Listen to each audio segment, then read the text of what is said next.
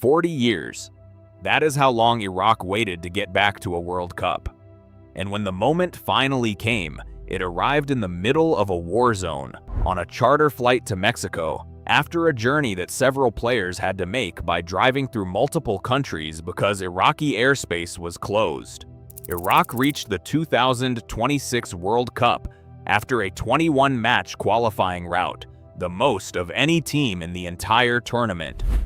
They sealed their place with a 2-1 intercontinental playoff win over Bolivia in Monterrey on March 31st. Iraq's appearance at the qualifying tournament was in doubt due to travel chaos from the ongoing conflict in the Middle East.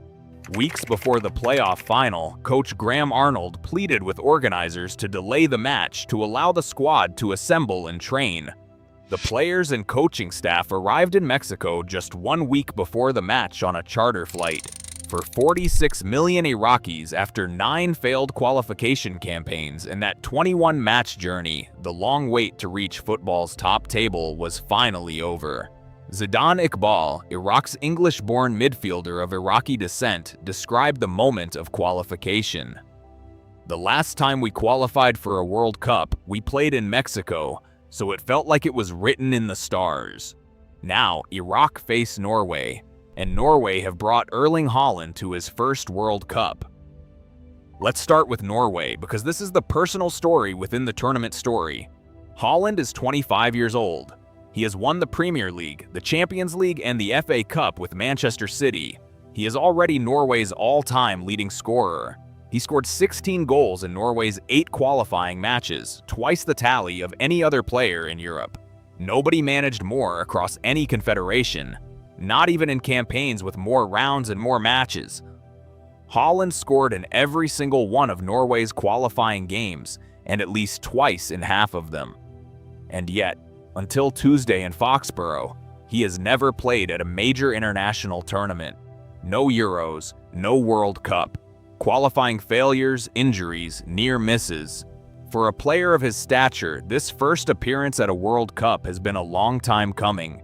His father, Alfie Haaland, played for Norway at the 1994 World Cup in the United States. Erling picks up that baton 32 years later as the biggest name at this tournament. Norway's game plan is not complicated. Coach Ståle Solbakken has publicly admitted, "The other players know that Erling is our biggest match winner and that we have to make sure that we put him in the right areas so he can score goals and be dangerous." Norway went unbeaten through qualifying, winning all 8 UEFA matches, scoring 37 goals and conceding just 5. Their qualifying group contained Italy, and they hammered the 4-time world champions twice by a combined 7-1 scoreline. The captain is Martin Ødegaard. The Arsenal midfielder lifted the Premier League title with the Gunners this season. However, the concern heading into this tournament is fitness. Odegaard suffered multiple injuries this season and missed Norway's March 2026 friendlies.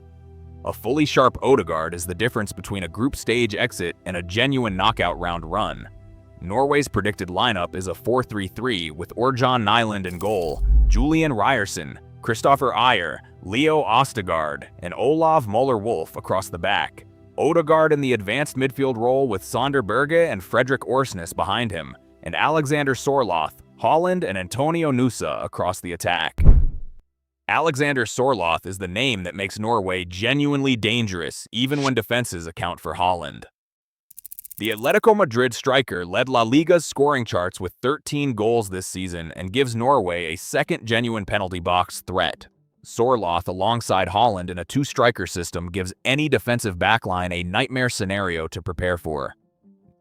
Now Iraq, and their story on the pitch is as remarkable as the journey to get there. Iraq played more qualifying games than any other team in the tournament. Their route included the AFC qualifying rounds, a 2-legged playoff against the UAE, and finally the Intercontinental playoff against Bolivia in Monterrey. Graham Arnold, the Australian manager who took over late in the qualifying campaign, built Iraq around a compact 4-4-2 defensive structure.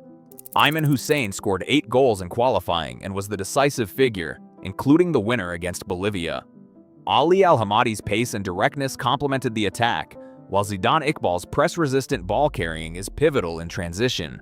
Zidane Iqbal is the most recognizable name in this Iraq squad for a European audience. Born in Manchester to Iraqi parents, he came through Manchester United's academy before joining Utrecht in the Netherlands. Without Iqbal operating between the lines, Iraq's attacking breakaways become significantly more predictable. He is the player who gives them a chance of hurting Norway in the moments between defensive phases. Captain and goalkeeper Jalal Hassan is 35 years old and earning his 103rd cap. He missed the Bolivia playoff through injury but returns for the tournament itself. Whether he or the younger Fahad Talib starts in goal is the one selection question Graham Arnold has not yet answered.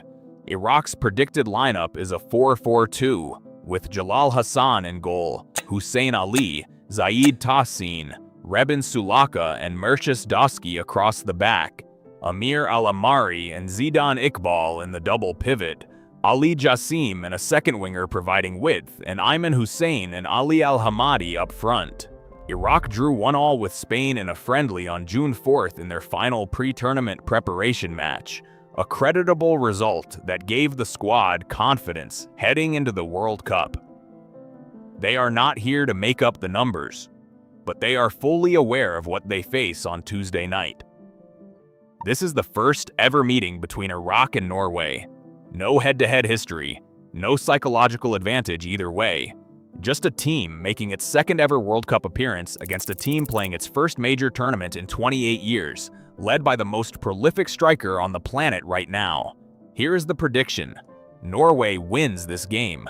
The attacking quality of Haaland, Sørloth and Nusa against an Iraq defense built to frustrate South American and Asian opposition is a mismatch that should tell within the first 30 minutes. Odegaard, if fit, will control the tempo. Haaland will score because Haaland always scores, but Iraq will not fold without resistance. Graham Arnold has described his squad as embracing the underdog role. It is great being the underdog because all the pressure is on the opponents.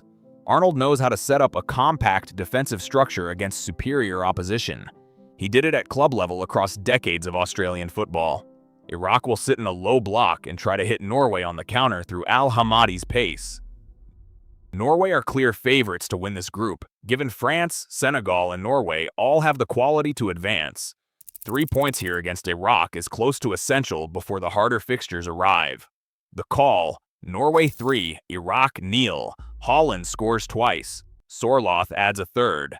Iraq's defensive organization holds for 40 minutes before Norway's relentless pressure wears them down. A statement performance from Solbakken side and Haaland's World Cup debut delivers exactly what the script demands. Norway 3, Iraq 0. The Haaland era at a World Cup begins tonight in Boston. What is your prediction?